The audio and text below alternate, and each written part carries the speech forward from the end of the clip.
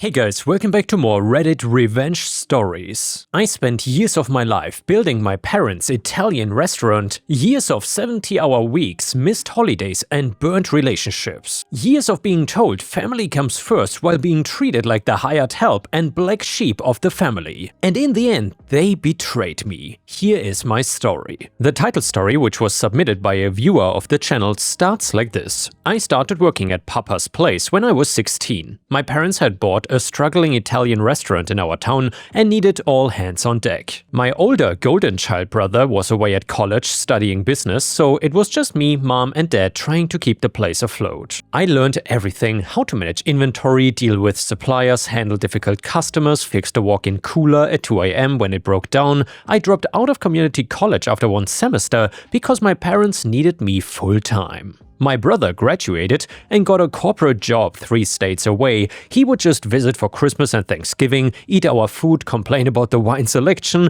and then leave. Meanwhile, I was there every single day. I revamped the menu, brought in new suppliers that cut our food costs by 20%, trained staff, and handled all the bookkeeping, and basically ran the entire operation while my parents took longer and longer vacations. By the time I was 28, I was the restaurant. My parents would show up maybe 3 days a week to greet regulars and feel important, but I was the one making sure we had enough fresh basil, that the health inspections went smoothly, and that the staff got paid on time. I knew every recipe by heart, had relationships with all our vendors, and could run a dinner rush with my eyes closed. I was not making much money. My parents paid me a family salary, which was basically minimum wage plus tips from the jar that we kept for kitchen staff. They kept promising that someday the restaurant would be mine. "You're the only one who really cares about this place," my dad would say. "Your brother's got his fancy corporate career. This is yours." I believed them, but I was an idiot. But I believed them. Then my brother lost his job, some corporate restructuring thing or something, and suddenly he was very interested in the family business. He suddenly started showing up every few weeks with his wife, talking about maximizing profit margins and leveraging our brand equity. My parents ate it all up. Their golden boy was finally taking an interest in their legacy, and he suggested changes. Stupid changes, I might add, like cutting our fresh pasta program to save money, even though that was literally our signature thing, or switching to pre-made sauces. My parents actually considered it because he has a business degree. I bit my tongue. I figured it was just him feeling important after losing his job. He would just get bored and leave eventually, but then came the family meeting. My parents called me into the dining room one Monday when we were closed. My brother and his wife were there too, sitting at the big table with serious faces. I thought maybe someone was sick. "We've been thinking about succession planning," my dad started. "We're not getting any younger." Finally, I thought, finally, they are going to make it official. "We have decided to sign the restaurant over to your brother," my mom finished. "He's got the business education and the experience managing large operations." I actually laughed out loud. I thought it was a joke, but their faces were completely serious. "Are you kidding me?" I asked. "I've been running this place for more than a decade. He doesn't even know how to make a marinara sauce." "This is not about cooking," my brother said. "It is about business management. Mom and dad need someone who can take this to the next level. I've grown this place 30% year over year for the last 5 years. And we appreciate that," my dad said. "You still work here, of course. Your brother will need your expertise in the kitchen." Work for him? I couldn't believe what I was hearing. "You are going to make me work for him?" "It is what's best for the family," my mother said, using that tone that meant the discussion was over. I looked at my brother. He had this smug little smile on his face, and that is when I knew this was not just about them wanting someone with a degree in charge. This was about him wanting to prove he was the successful one. He had lost his fancy corporate job and needed to feel important again, and my parents were handing him my life's work on a silver platter. "Let me get this straight," I said slowly. "I've given 12 years to this place. I know every supplier, every recipe, and every regular customer's favorite dish. I have fixed equipment at 3 in the morning, covered every holiday, and trained every employee we have. And you're giving it to him because he has a piece of paper from a college I couldn't afford to finish because I was working here?" "Don't be dramatic," my brother said. "You will still have a job. I'm thinking we can bring you on as a kitchen manager. Good salary, benefits, the works." "How generous," I said, offering me a job in the restaurant I built. The meeting went downhill from there. My parents kept talking about family loyalty and how this was their decision to make. My brother kept using business buzzwords that meant nothing. His wife sat there looking at her phone. I left without saying another word. That night, I laid in my apartment and thought about what I had sacrificed. Relationships that ended because I was always at the restaurant, friends who stopped inviting me to places because I was never available for them, the girlfriend who left me because I cancelled our vacation 3 years in a row because the restaurant needed me. My entire adult life had been that place, and here's the thing, I was not even that surprised. I'd always been the black sheep in this family. My brother was the smart one, the successful one, the one who made our parents proud by getting a real career. I was just the kid who was good with his hands, who liked cooking, and who was not smart enough for college, in their eyes. That is how they had always seen me. And by the way guys, just to quickly interject here, I feel so bad for OP.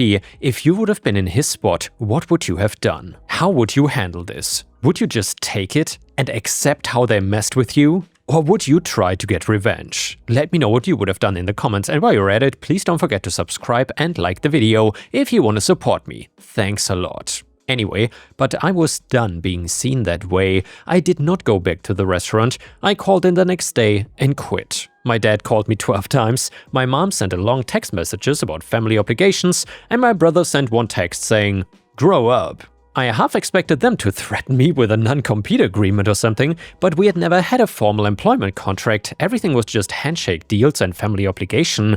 That lack of paperwork worked in my favor though. First, I blocked them all and started planning. See, here's what they didn't know. I had been running that restaurant. I knew things they didn't. I knew which suppliers gave the best prices and the best quality. I knew which local farms had amazing produce. I knew which wine distributors would give you a deal if you bought in bulk. I knew the best sous chef in town and was unhappy at his current job and would jump ship for the right offer. But I also knew every single health code violation my parents had been skating by on for years. Let me be clear, these were actually not small things. The walk-in cooler had been running warm for months, staying at about 47 to 48 degrees instead of the required 41 or below. I'd been managing it by rotating stock constantly and keeping the most perishable items in the region, but it meant we were technically storing food at unsafe temperatures. The grease trap hadn't been properly cleaned in years.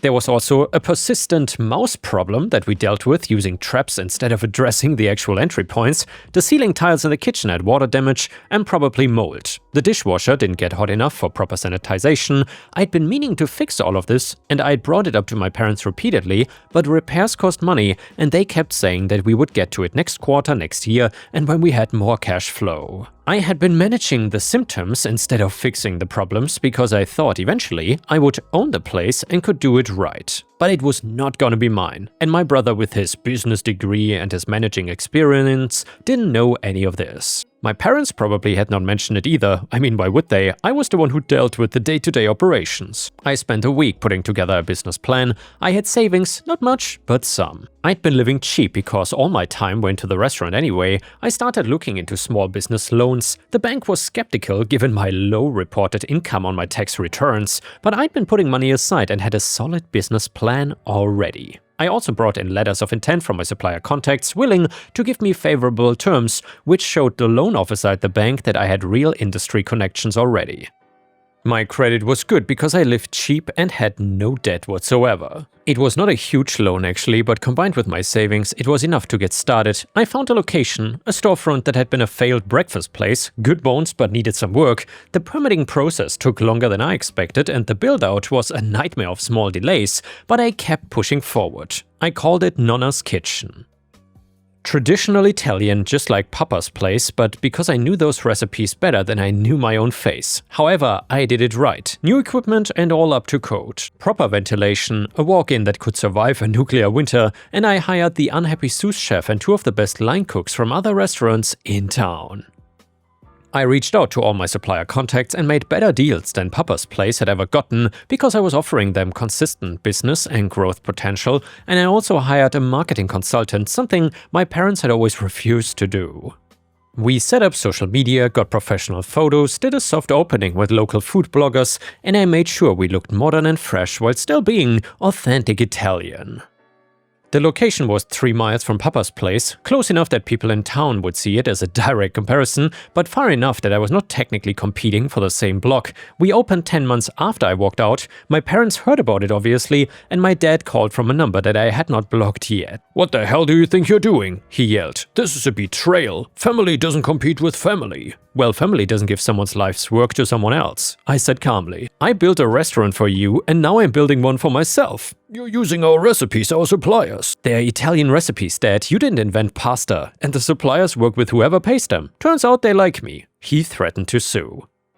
I told him to go ahead. Those recipes came from his mother, my grandmother, who taught me directly. She had died 5 years ago and I was pretty sure she would be on my side. Plus I modified everything enough that any lawsuit would be laughed out of court. Nonna's kitchen was successful immediately. It turns out when you serve fresh, well-prepared Italian food in a clean modern space with good service, people notice. We got great reviews and we were busy from day one. I worked just as hard as I had at Papa's place, but this time it was actually mine and every success belonged to me. Meanwhile, Papa's place was struggling. My brother had implemented his cost-cutting measures. The fresh pasta was gone, replaced with dried. The made-from-scratch sauces were now from a supplier and the menu had been streamlined, which meant half the dishes were gone. Customers noticed, reviews started tanking, but that was not even the revenge. That was just karma for what they did. The revenge came 3 months after we opened. I was doing great, building my business, working with a legitimate sense of pride and ownership, and then I thought about those health code violations. About the fact that my brother, with all his business expertise, probably had no idea they even existed, about the fact that they'd likely gotten worse since I left because I was the only one who knew how to manage them, and about the fact that people could actually get sick from this. I struggled with it honestly. Part of me wanted to just let my business succeed and their business fail on its own, but those violations were real, they were dangerous, and now that I wasn't there managing them, who knew what was happening, right? So I made an anonymous call to the county health department. I didn't exaggerate or lie about anything, I simply reported what I knew. Specific concerns about temperature control, pest management, equipment sanitization, and structural issues. I mentioned I was a former employee who had raised these concerns repeatedly and just been ignored. The health inspector showed up about 3 weeks later for a surprise inspection. They failed spectacularly. The inspector found everything I'd reported and even some more. It turns out without me there, managing things day to day, the problems had gotten even worse. The walk-in was now running at 52 degrees, the mouse droppings were visible in the dry storage, and the grease trap was a fire hazard. The mold in the ceiling had spread and they were written up for 15 major violations. Some were serious enough that the inspectors said they needed to close immediately until the worst issues were fixed. The mouse infestation and the walk-in temperature. They were given permission to reopen after those were addressed and then had 30 days to fix everything else and pass re-inspection. I was told all of this by a friend that was still working there, and my brother apparently panicked. Fixing all of that would cost serious money they didn't have because the business was down and he had been cutting corners on everything. He tried to do the bare minimum, patch the worst stuff and hope it passed, but it didn't. The re-inspection found continued violations. So then the health department shut them down again pending full compliance, and that is when things got really bad for them. A shutdown means no revenue. They still had to rent, utilities, loan payments, and now they needed to pay for all these repairs too. My brother took out a second mortgage on his house to cover it, and my parents dipped into their retirement funds. They did eventually get the place up to code and reopened, but they had lost momentum. Regular customers had found other places by now, including Nonna's kitchen. The closure had made the news. People were talking about how Papa's place had been shut down for health violations. Even after reopening, they were fighting an uphill battle here. Meanwhile, Nonna's kitchen was thriving. We had absorbed a lot of their regulars.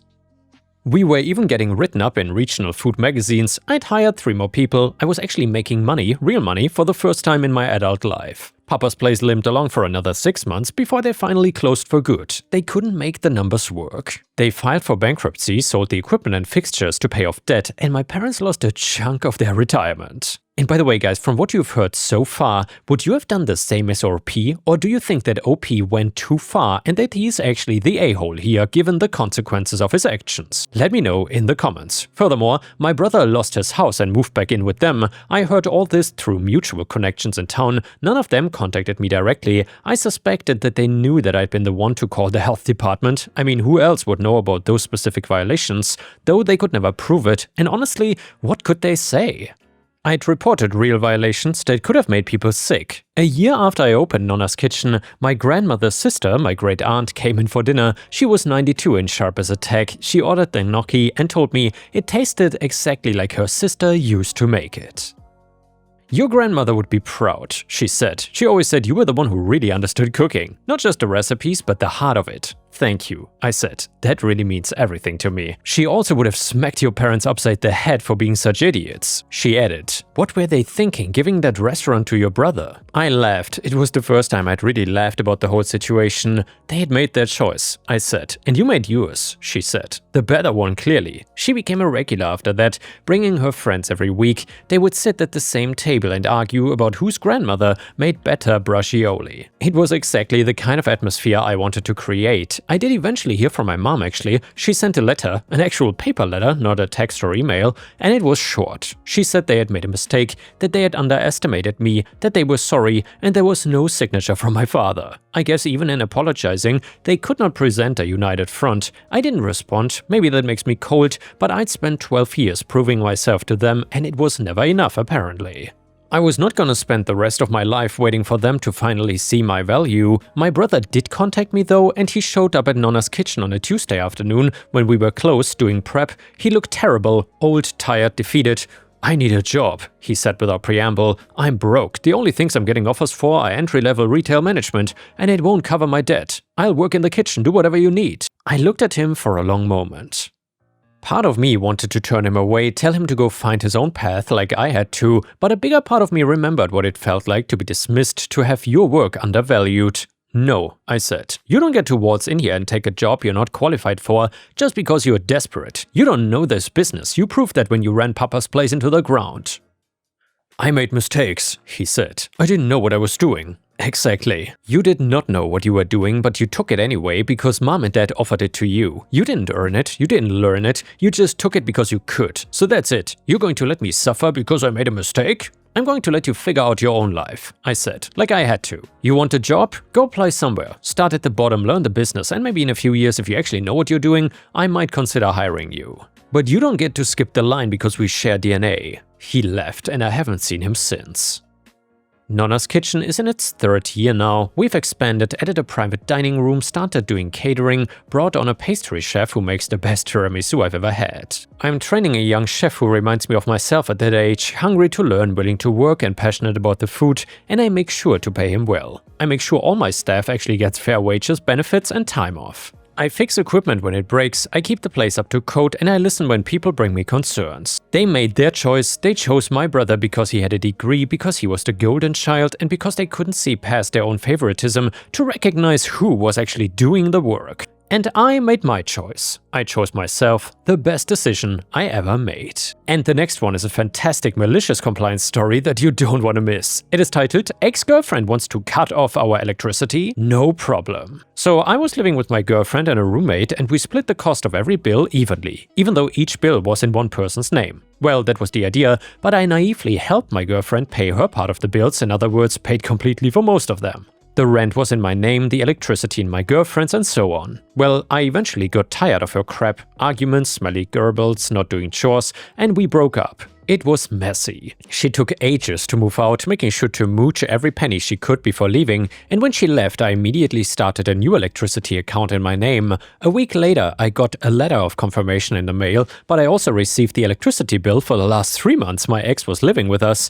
I opened it without thinking. We couldn't even pay it if we wanted to, because the bill was in her name. I shot her a text saying, "Yo, you got the electricity bill in the mail. It's $120, so come pick up $40 from each of us." Ex, where's the other 40? We agreed I wouldn't pay bills after I move out. As if she did before. You were still living here for the time period of the bill. This is BS, I'm not gonna pay a thing.